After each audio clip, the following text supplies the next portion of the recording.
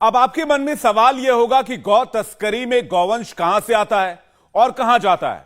तो इसके लिए हमने एक ग्राफिक्स के जरिए आपको यह समझाने की कोशिश करेंगे कि गो तस्करी के लिए किस तरह से रूट अपनाए जाते हैं और कौन कौन से राज्य हैं जहां से गो तस्करी की जाती है। बिल्कुल, देखिए आप अपने टेलीविजन स्क्रीन पर देख रहे हैं, ग्राफिक्स के जरिए हम आपको ये बता रहे हैं कि ये गौवंश कैसे जाता है। गौ तस्करी के लिए गौवंश को जम्मू, पंजाब, हिमाचल प्रदेश, राजस्थान, गुजरात, हरियाणा, दिल्ली, मध्य प्रदेश, उत्तर प्रदेश, बिहार, झारखंड से गौवंश इकट्ठा किया जाता है और फिर इन राज्यों के जरिए सड़क के रास्ते, छोटी बड़ी गाड़ी या फिर बस वगैरह के जरिए इसे बांग्लादेश की सीमा तक पहुंचाया जाता है, जहां पश्चिम बंगाल, असम, मेघालय, मिजोरम और त्रिपुरा से इन्हें बड़ी आसानी से और बहुत ज्यादा तरीकों से बांग्लादेश ट्रांसफर किया जाता है। तो देखिए इस मैप के जरिए आप ये समझ रहे हैं कि आखिर गौवंश को इकट्ठा किया कैसे जाता है। इसमें तमाम वो राज्य शामिल हैं जहां जहां से गौवंश को इकट्ठा किया जाता है और इनकी तस्करी बड़ी ही आसानी से की जाती है और फिर तस्करी करके इन्हें बांग्लादेश पहुंचाया जाता है, चाहे फिर वो बिहार हो, उत्तर प्रदेश हो, झारखंड हो, मध्य प्रदेश हो या फिर नॉर्थ ईस्ट के राज्य हो। ये तमाम वो जगह हैं जहां पर गौवंश को जहां से इकट्ठा किया जाता है और फिर इसकी तस्करी की जाती। तो आपने देखा पैन इंडिया ऑपरेशन कैसे चलता है, गोवंश की तस्करी का काम कैसे चलता है, तस्करी का चेन कैसे काम करता है। अभी वक्त एक छोटे से ब्रेक का है। ब्रेक के बाद आपको दिखाएंगे कि कैसे तस्करी के बाद गोवंश का क्या क्या और कहां कहां इस्तेमाल किया जाता है। हैरान करने वाला बहुत बड़ा खुलासा एक छोटे से ब्रेक के बाद।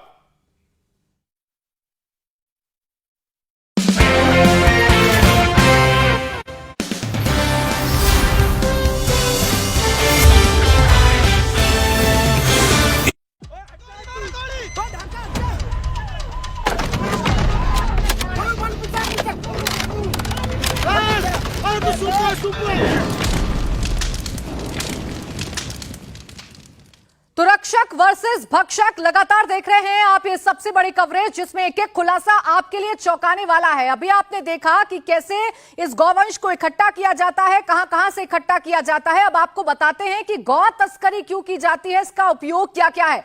हमारे और आपके लिए गाय का दूध, पेशाब, गोबर और गौवंश ही महत्व रखता है, लेकिन तस्करी के बाद गौवंश का क्या क्या और कहां इस्तेमाल किया जाता है, ये सुनकर आप हैरान रह जाएंगे।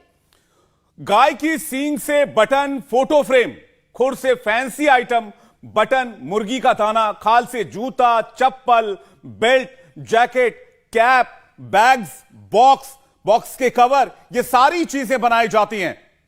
इतना ही नहीं, गौवंश की हड्डी से केमिकल, क्रॉकरी, मछली दाना, नकली मोती, गाय की आंत से वर्क, अचार, करेंसी, डॉग बिस्किट तक बनाया जाता है। यही नहीं, गाय के फेफड़े का इस्तेमाल मछली के दानों के लिए, डॉग फीड के लिए किया जाता है।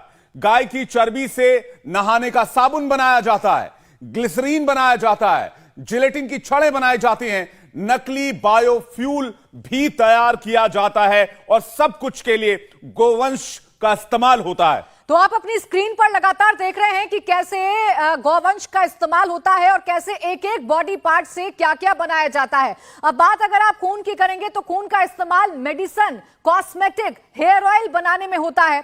गाय की पूंछ की अगर आप बात करेंगे और शरीर के बाल की अगर आप बात करेंगे तो इसका इस्तेमाल पेंटिंग ब्रश, रेजिन के लिए किया जाता है। तो एक एक बॉडी पार्ट का इस्तेमाल किस किस चीज को बनाने में होता है, ये चौंकाने वाले खुलासे आपने इंडिया टीवी पर देखे और इसीलिए इतनी बड़ी संख्या में गौ तस्करी की जाती है ताकि सीधे सीधे इसका लाभ उठाया जा सके, पैसा कमाया जा सके। विवेक, बिल्कुल, और इस बोर्ड पर हमने लिखकर बताया दर्शकों को। इस बोर्ड पर आप देखेंगे हमने हर एक गोवंश के जो उनके शरीर का हिस्सा होता है, गायों के, उनके शरीर के अलग अलग हिस्सों से, बाहरी हिस्सों और आंतरिक हिस्सों से क्या क्या चीजें इस्तेमाल में होती हैं और क्या क्या चीजें तैयार की जाती हैं, इस बोर्ड पर साफ तौर पर हमने आपको लिखकर बताया और दर्शकों को समझाया कि कितना बड़ा एक तरह से रैकेट इसके पीछे काम कर रहा है। और ये रैकेट इसलिए काम कर रहा है कि इसके पीछे एक पूरी की पूरी इंडस्ट्री तैयार बैठी हुई है।